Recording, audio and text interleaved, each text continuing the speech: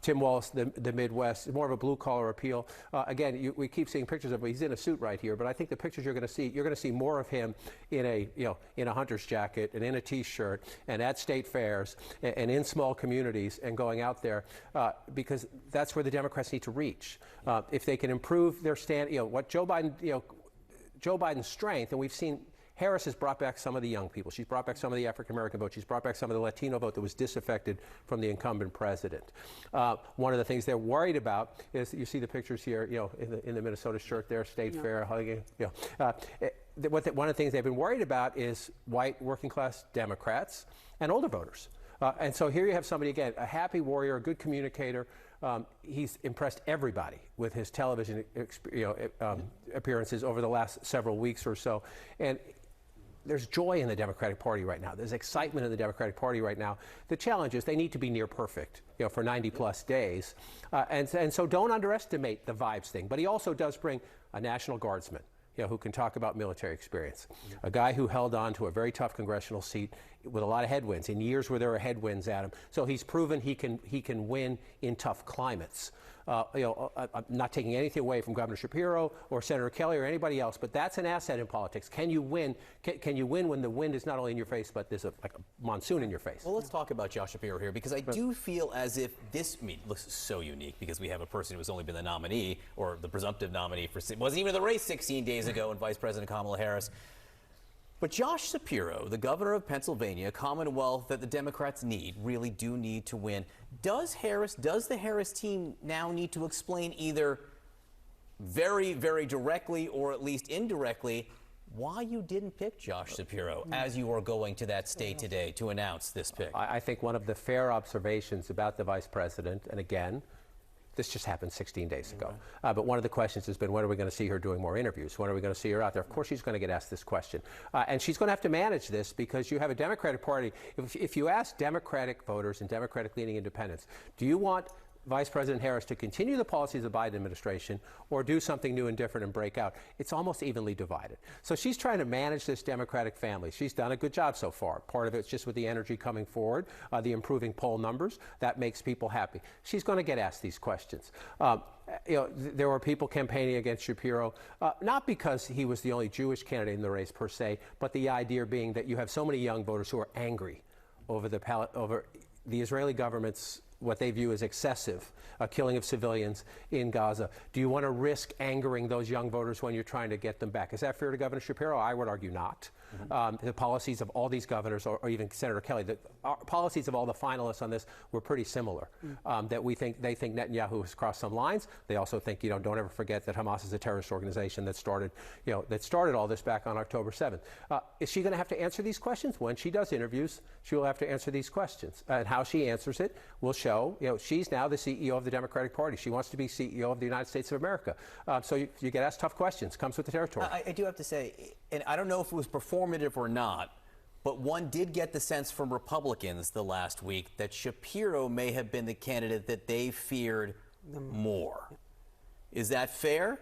Do you think that Republicans see more of an opening now with Walz on the ticket? I think Republicans understand the importance of Pennsylvania, and if you could make the argument that in a state that's 80,000 votes, if Shapiro gets you a point or a half a point or something like that, or if he just camped out in Pennsylvania, does he help the ticket there? Yes. Look, you can see in the ad spending, you can see in Trump's campaign, reprehensible what happened at the rally in Butler, but where was he? He was in Pennsylvania, right? Trump understands how important Pennsylvania was to him in 2016. And how just losing Pennsylvania, the three blue wall states have gone together in every presidential election since 2004, Pennsylvania, Michigan, Wisconsin. They tend to go together. And Pennsylvania's, you could argue, is the most complicated one, because you have the African-American vote in Philadelphia. Then you have the suburban caller around Philadelphia, where I'm heading as soon as I'm done here today to talk to voters. And then you have the middle of the state, which is very rural. This is so Josh Shapiro is the Pennsylvanian who in 2022 won a very impressive victory in Pennsylvania. So you could argue, looking at the resumes today, that he's your best candidate in Pennsylvania. You can also make an argument is we live in nationalized climate now. We live in a nationalized election climate. It used to be, the issues in one state, fracking, might not be an issue in another state, immigration, Arizona versus Pennsylvania, or Ohio versus, pick another one. Now we live in this nationalized climate. And if you look at Minnesota and those small rural counties and where Walz's House district was, you can overlap those communities with Pennsylvania just fine, and with Wisconsin and with Michigan. Is he as well known as your own governor? Of course not. But can you get into those communities? And I suspect when Tim Walz goes to those communities in Pennsylvania, Josh Shapiro is going to be right there. All right. I'm going to quickly go to Whitney while she is outside of the governor's residence as we are waiting to see when this phone call is coming. What are you learning out there this morning? We've seen a lot of people going by taking pictures now that they know that he is the presumptive pick here. Right when that news started breaking, we saw more and more neighbors coming out. This is a big walker-runner community. We've seen many people this morning getting their morning run in, but right now what we see is people stopping, taking pictures, chit-chatting. We saw a family come out with their children. People in this area know this is a major moment on a absolutely perfect, crystal clear blue day here in St. Paul. Right now, we haven't seen the governor yet. We're seeing very little activity outside the house. We've seen a couple aides come in and out, but so we're you know, certainly behind waiting you, the for door the is man of the opening. moment to make an appearance. We have no idea. Just so The you know, door is behind you, the opening. Here door we is go. opening. We see one vehicle leaving. We see one of these Suburbans leaving. Let's see. We can see who's inside. It's too dark, guys. I'm sorry. I can't see who's inside, but it's just one Suburban. You know, again, we're waiting for some activity. What we know, we've been, in communication with someone's. See, here we go. You hear that energy picking up in this neighborhood? What we're waiting for is for when his Minnesota state troopers are going to hand off his security to the Secret Service. That doesn't come until after that announcement is formally made. So what we did see, though, is it appeared that his detail expanded this morning. Right when we got here early this morning, there were 4 Suburbans. That expanded to about 10 law enforcement vehicles later in the morning. And now we're waiting to see when the Secret Service is going to come and actually pick him up as one of their designated protectees. That will be another huge moment. But for now, guys, the energy out here picking up, neighbors clearly taking in the media buzz, taking in the moment, and we'll keep you posted. Yep, they have been watching and they know what's going on in their neighborhood. They are cheering, and we've been seeing them running by, taking snaps right outside of the governor's home. All right, let's go to Jeff Zeleny. Jeff, can you just sort of break down who Governor Walz is? The entire country may not know who he is. We know he was a veteran, a gun owner, a hunter, a father, but he also is unapologetically progressive. He is, Sarah. He's 60 years old, and his first elective office was not the school board or city hall. It was Congress.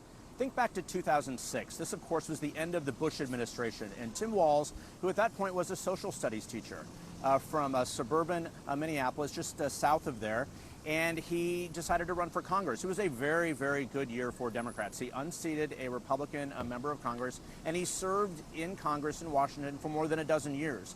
He left during the Trump era to run for governor, and he is now in his second term as Minnesota governor. And yes, Minnesota is not a classically swing state, but I call Minnesota the reddest blue state in the country, and here's why. Donald Trump in 2016 narrowly won the state of Minnesota over Hillary Clinton. And in this campaign, they have been trying to also put Minnesota into play. In fact, Donald Trump and J.D. Vance were campaigning in Minnesota just a week or so ago.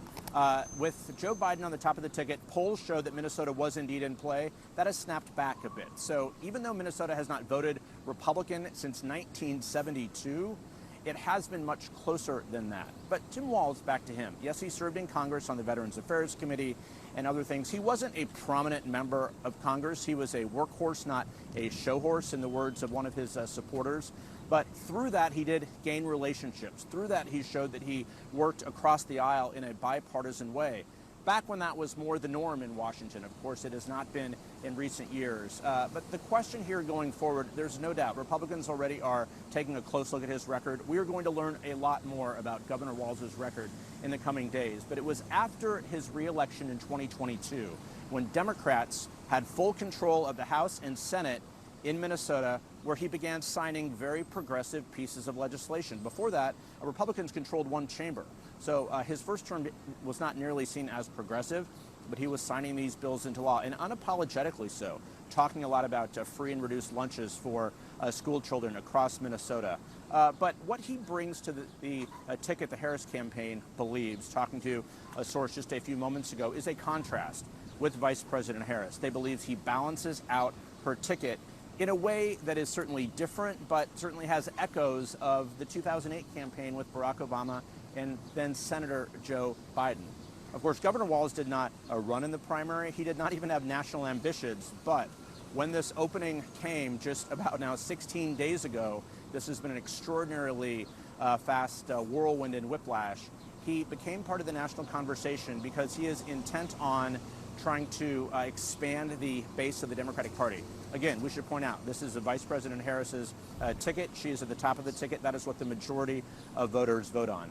But they believe that he is a contrast to not only the vice president, but also to J.D. Vance and his talk about rural America. John and Sarah. Jeff Zeleny in Philadelphia, MJ Lee in Philadelphia, John King still working his phone here in New York. Stick around, everyone. We are not done yet. We are at this new phase of the campaign. The breaking news this morning, Vice President Kamala Harris has selected Minnesota Governor Tim Walz as her running mate.